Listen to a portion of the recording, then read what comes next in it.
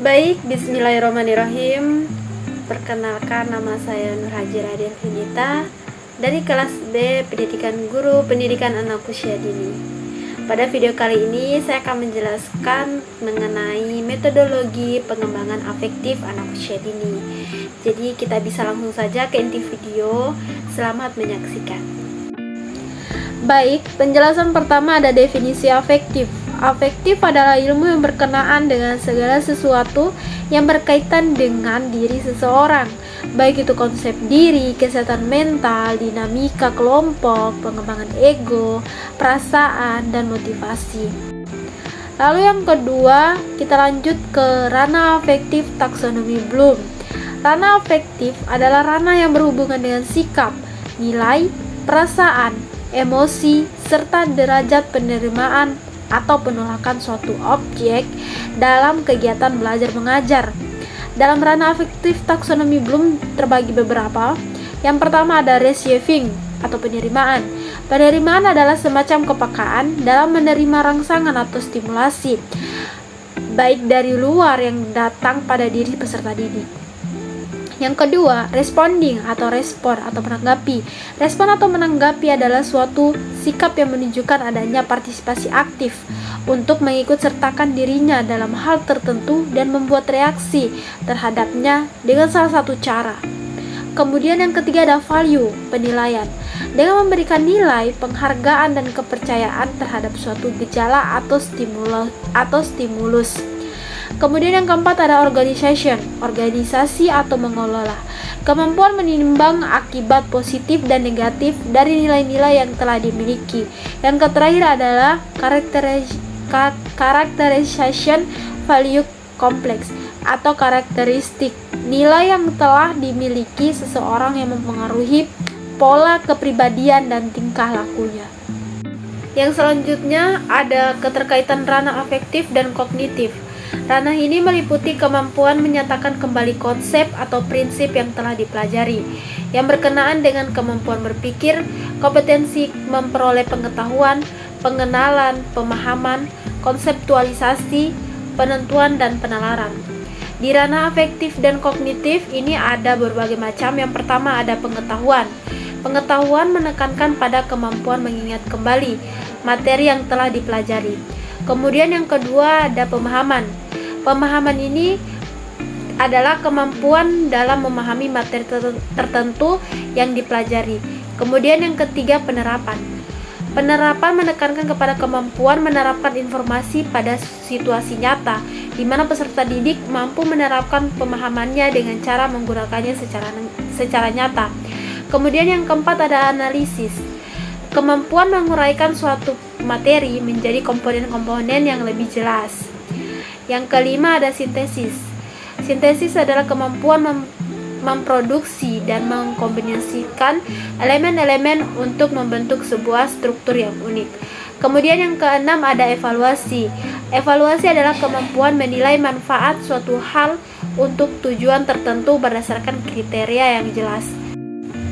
Baik, yang selanjutnya ada keterkaitan ranah kognitif dan psikomotorik.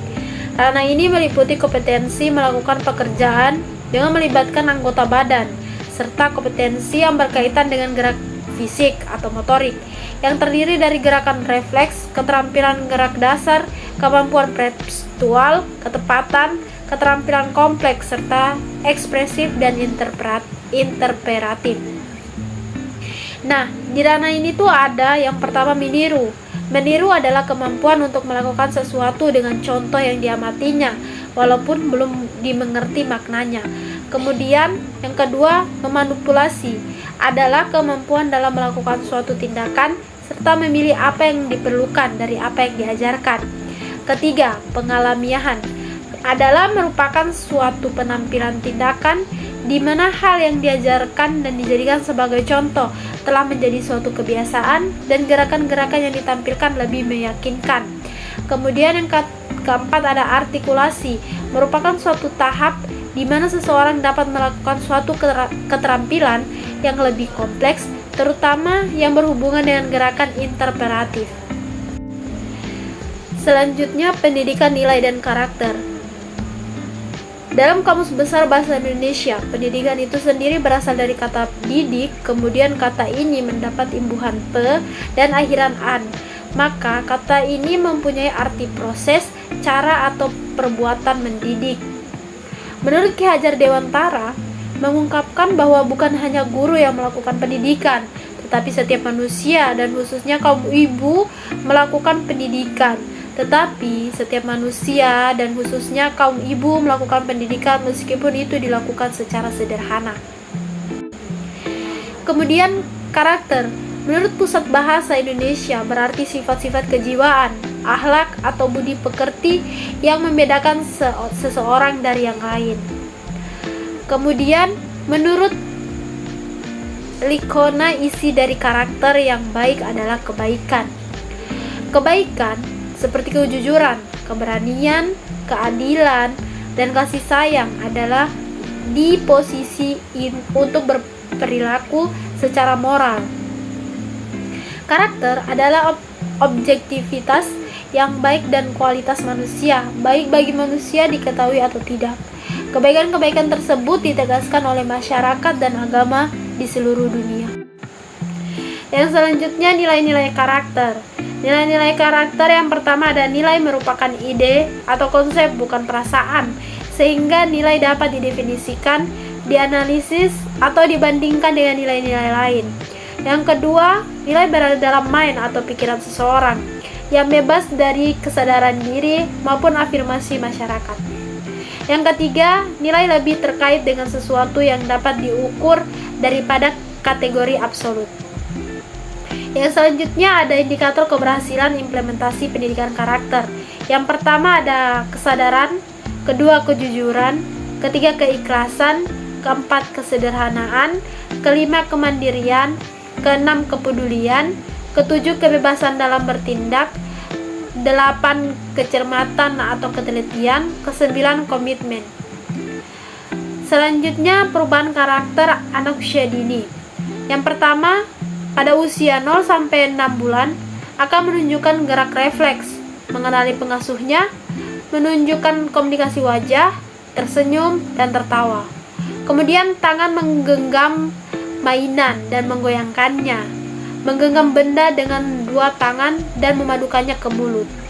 Kedua, usia 7 sampai 12 bulan, anak mampu menggerakkan objek, koordinasi matanya dengan sudah baik, mampu membedakan orang tuanya atau keluarga dekat dengan orang asing, dapat duduk di lantai dengan baik dan mulai merangkak untuk mengambil objek.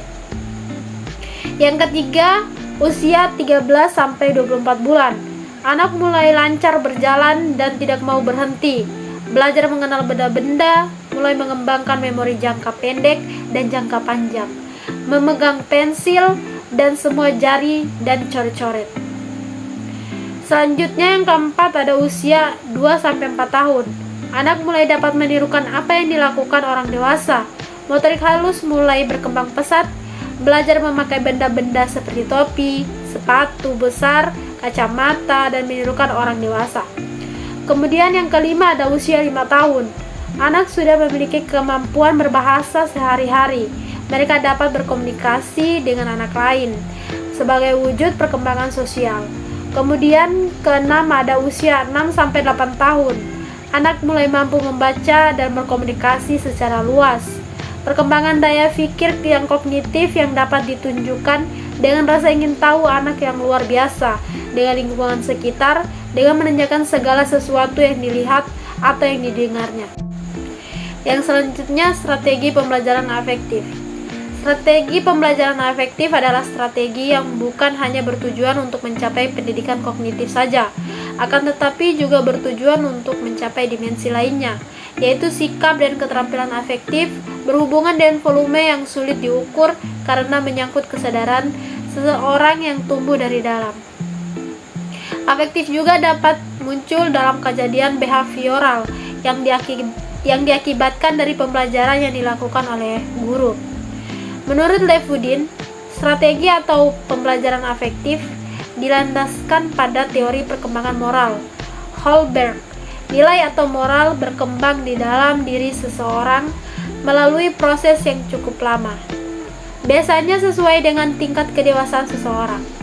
Perkembangan itu dimulai dari titik tidak dikenal nilai atau anomous, kemudian nilai itu di luar dirinya, heteronomous, kemudian mengenal nilai dalam, heteronomous, kemudian mengenal nilai dalam lingkungan sosial, sosionomous, dan yang terakhir memiliki nilai bagi dirinya sendiri, autonomous.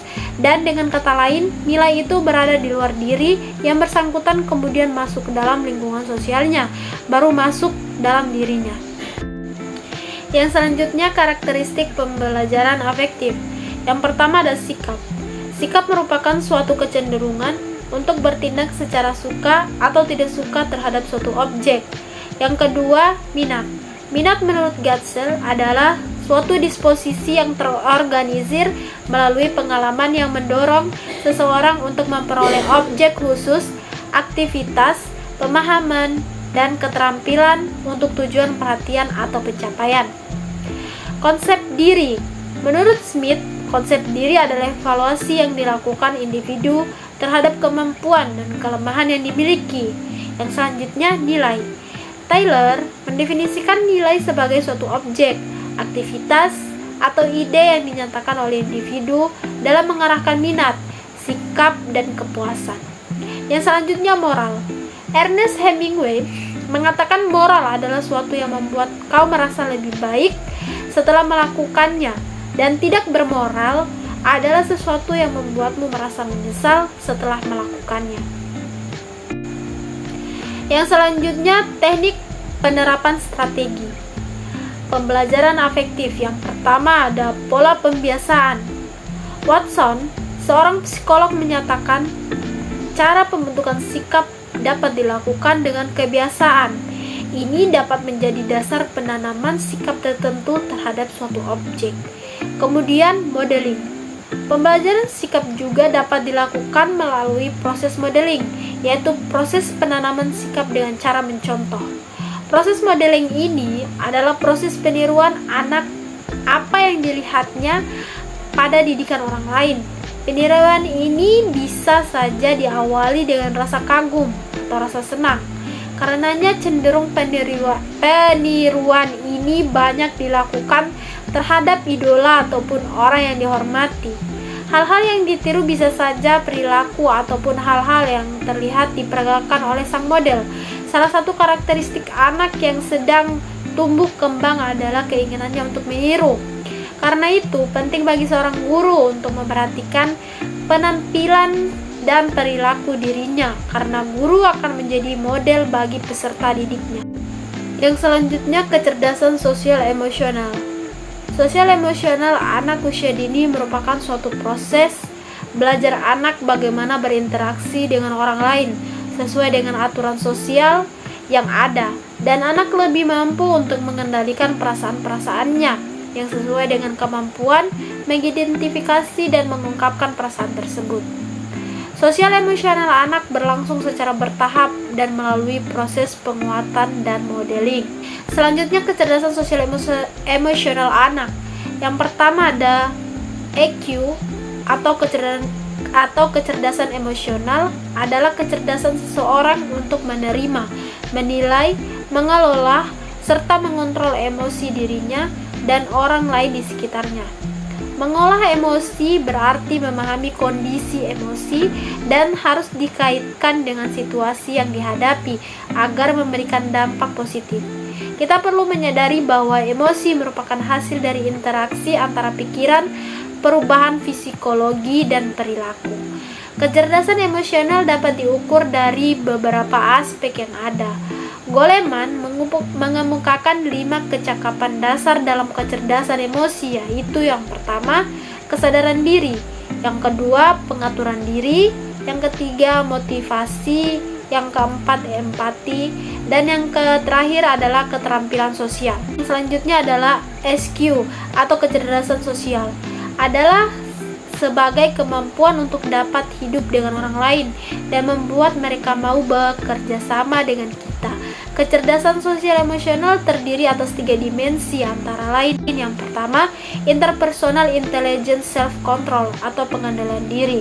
Terdiri atas 4 indikator, yaitu bersikap ramah, bersikap tidak mementingkan diri sendiri, ketergantungan dalam hal bantuan, perhatian, kasih sayang dari orang lain, dan adanya motivasi atau dorongan untuk bersaing secara baik agar diterima kelompok sosial. Selanjutnya ada interpersonal intelligence self-image atau citra diri. Terdiri atas 3 indikator, antara lain kemurahan hati, adanya keinginan yang besar untuk dapat diterima oleh kelompok sosial dengan baik dan meniru orang lain dengan dianggap baik dan diterima oleh kelompok sosial dengan baik.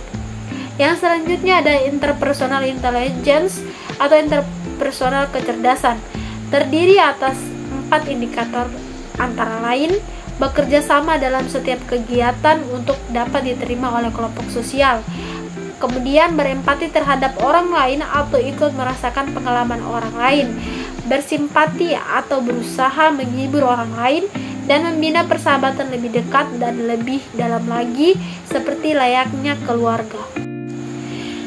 Selanjutnya, karakteristik sosial emosional menurut Somaryarti. Karakteristik bersosialisasi anak TK diantaranya yang pertama, anak memiliki salah satu atau 2 sahabat, tetapi sahabat ini cepat berganti. Yang kedua, kelompok bermain cenderung kecil dan tidak terlalu terorganisasi secara baik. Oleh karena itu, kelompok tersebut cepat berganti-ganti. Kemudian yang ketiga, anak lebih mudah sekali bermain bersebelahan dengan teman yang lebih besar. Kemudian yang keempat, ada perselisihan sering terjadi, tetapi sebentar kemudian mereka lebih berbaik kembali. Sedangkan untuk karakteristik emosional anak taman kanak-kanak dalam buku karangan Somaryarti menyatakan diantaranya sebagai berikut. 1. Anak TK cenderung mengekspresikan emosinya dengan bebas dan terbuka. Sikap marah sering diperlihatkan oleh anak pada usia tersebut. Yang kedua, sering iri hati terhadap teman. Anak seringkali memperebutkan perhatian guru. Yang selanjutnya, faktor-faktor yang mempengaruhi perkembangan sosial emosi anak usia dini. Yang pertama ada faktor hereditas, berhubungan dengan hal-hal yang diturunkan dari orang tua kepada anak cucunya yang pemberian biologisnya sejak lahir. Faktor hereditas ini merupakan salah satu faktor penting yang memberikan pengaruh terhadap perkembangan anak usia dini, termasuk perkembangan sosial dan emosi mereka. Yang kedua ada faktor lingkungan. Diartikan sebagai kekuatan yang kompleks dari dunia fisik dan sosial yang memiliki pengaruh terhadap susunan biologis serta pengalaman psikologis, termasuk pengalaman sosial dan emosi anak sejak sebelum ada dan sesudah ia lahir. Faktor lingkungan meliputi semua pengaruh lingkungan, termasuk di dalamnya pengaruh keluarga, sekolah, dan masyarakat. Kemudian faktor umum.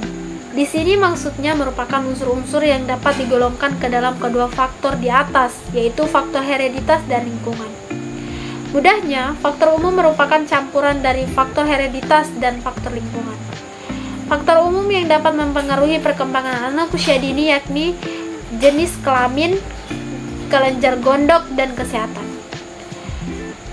Nah, dari ketiga faktor di atas dapat mempengaruhi perkembangan sosial dan emosi anak usia dini dengan dominasi yang berbeda-beda.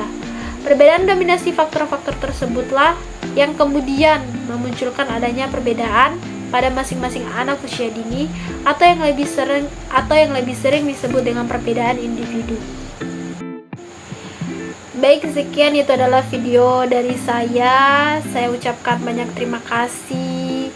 Wabillahi taufiq wal hidayah. Wassalamualaikum warahmatullahi wabarakatuh.